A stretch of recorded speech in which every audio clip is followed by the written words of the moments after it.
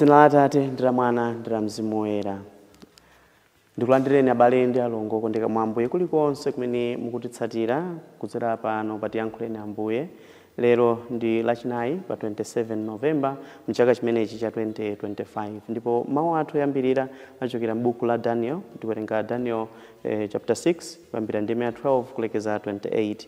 Amene akutiwerengera mawu oyamba ndi a Ignacio Daniel Mjeliwa kuchokera ku Immaculate Heart of Mary na Mandanje Parish mu Diocese ya Mangochi. Ndipo mawu amthenga wabwino ndi monga adalembera Luka, ndipo tiwerenga Luka mutu 21 kuyambira ndime ya 20 kulekeza 28.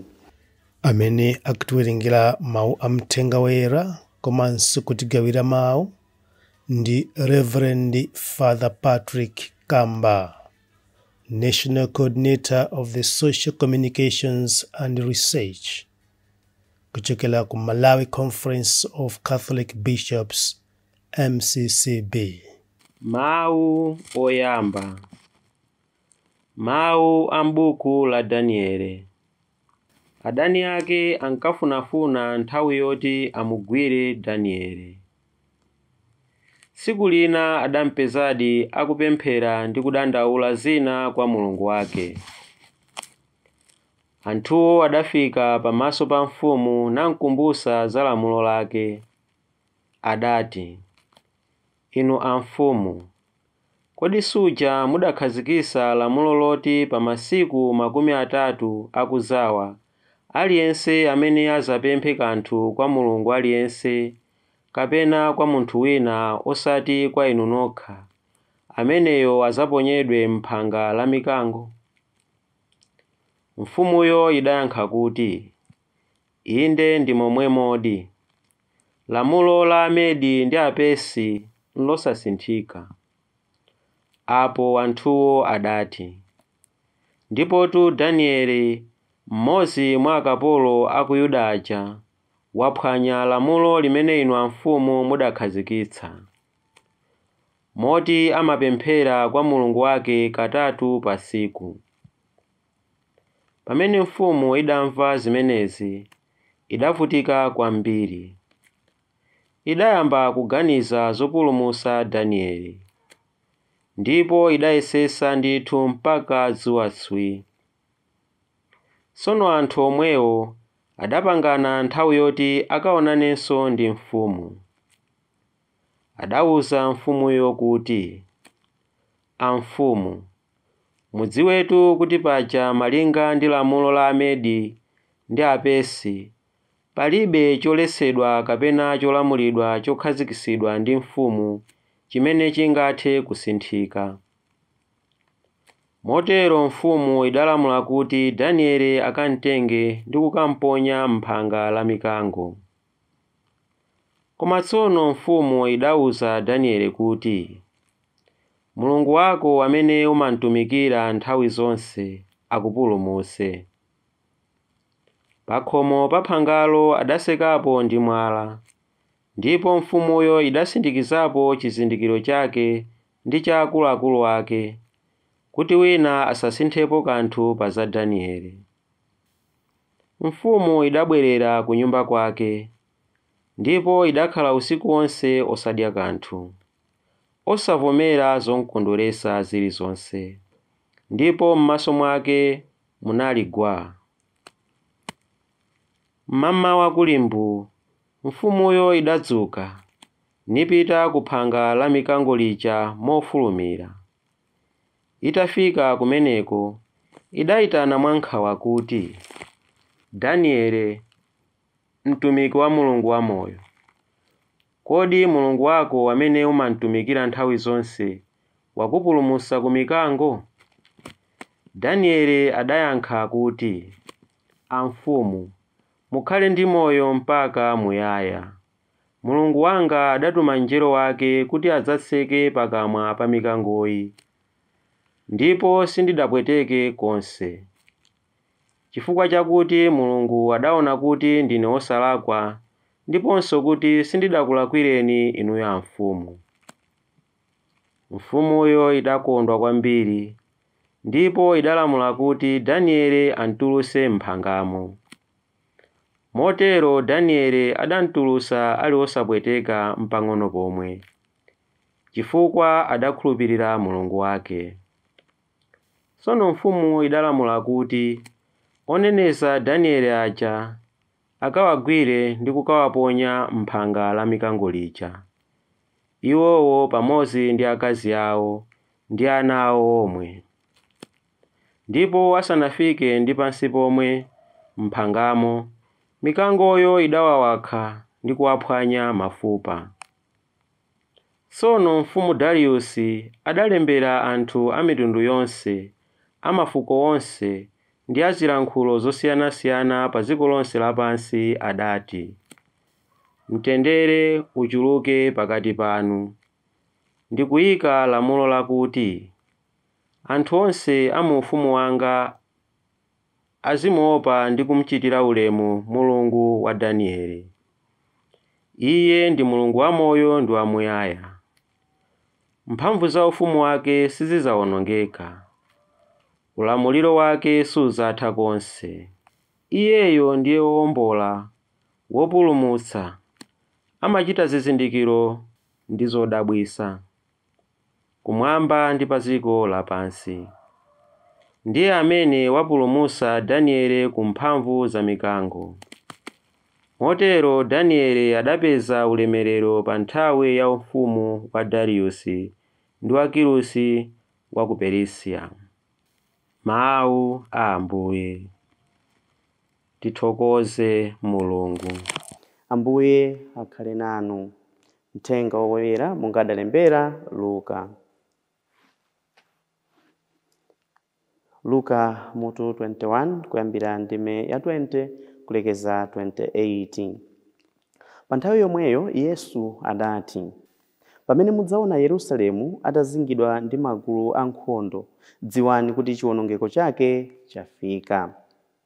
Pamenepo amene ali mu Yudeya athawire ku mapiri, amene ali mu mzinda atulukemo, ndipo amene ali ku minda asadzalowenso mu mzindamo, chifukwa masiku amenewo adzakhala masiku akulipsira, kuti zonse zija zimene zidalembedwa m'malembo zipherezere. Ali ndi tsoka azimayi amene adzakhala ndi pathupi, ndiponso azimayi oyamwitsa ana awo masiku amenewo. Pakuti padzagwa masautso aakulu pa dziko lino, ndipo Mulungu adzawakwiyira Aisraeliwa. Adzaphedwa pa nkhondo yoopsa, nkutengedwa ngati akapolo a anthu a mitundu ina. Kenaka Yerusalemu akunja adzampondereza mpaka pa mapeto ake nthawi ya akunjawo.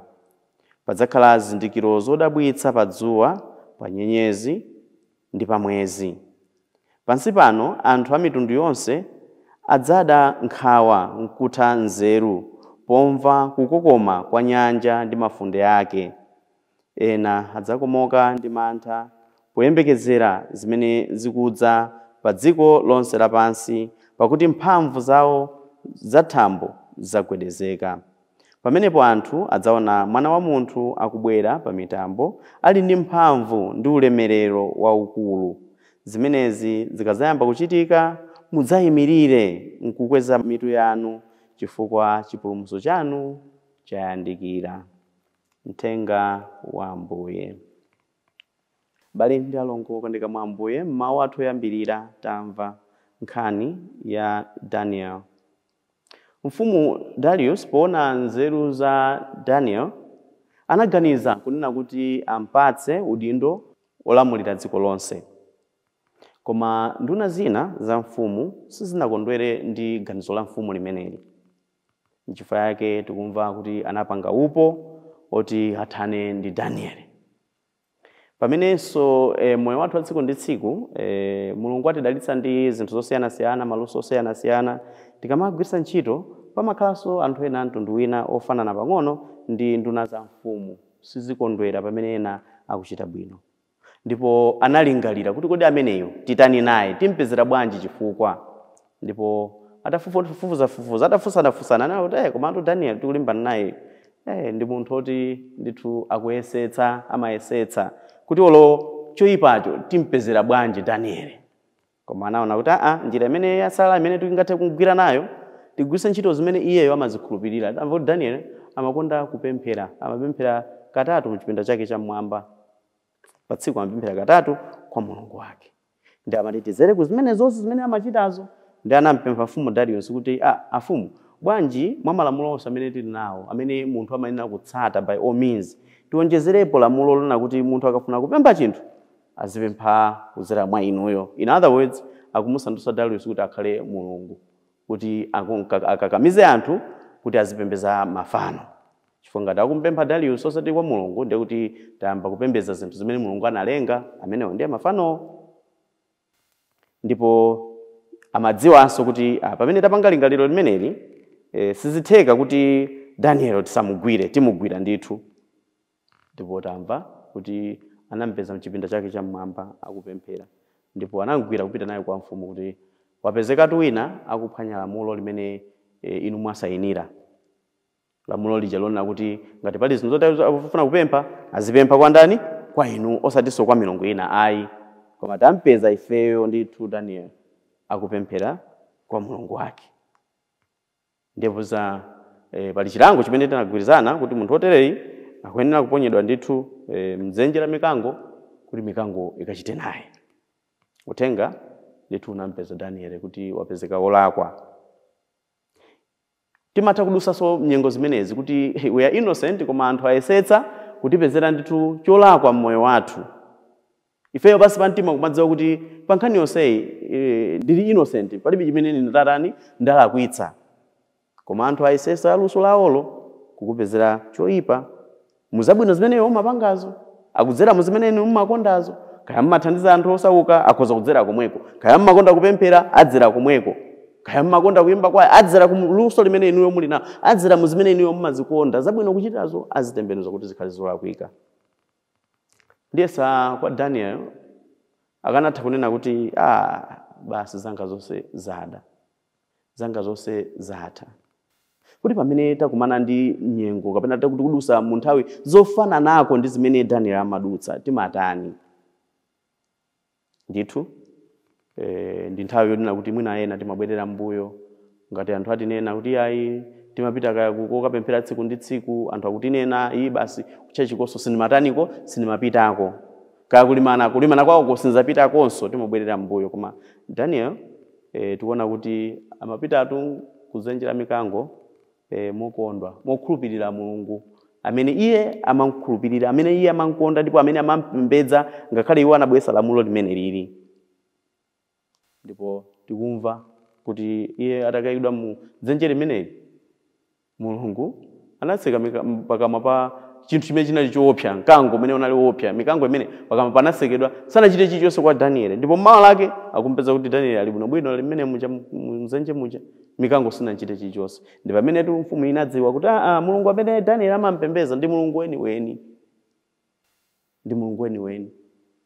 Kodi ife tikadusa pa mavuto amene anzathu angokhala pansi nkupanga design, akhala pansi nkungopeka ndikupanga design ndikutipatsa, osati mavuto kuti angobwera mwa natural. Koma anthu ena ake akhala pansi alingalira ndi mozama kuti kodi amene timpezera bwanji zifukwa, kodi timuononga bwanji. Tikamadusa mu zimenezozo, tikamadusa mu nthawi zovuta ngati zimenezo timatani?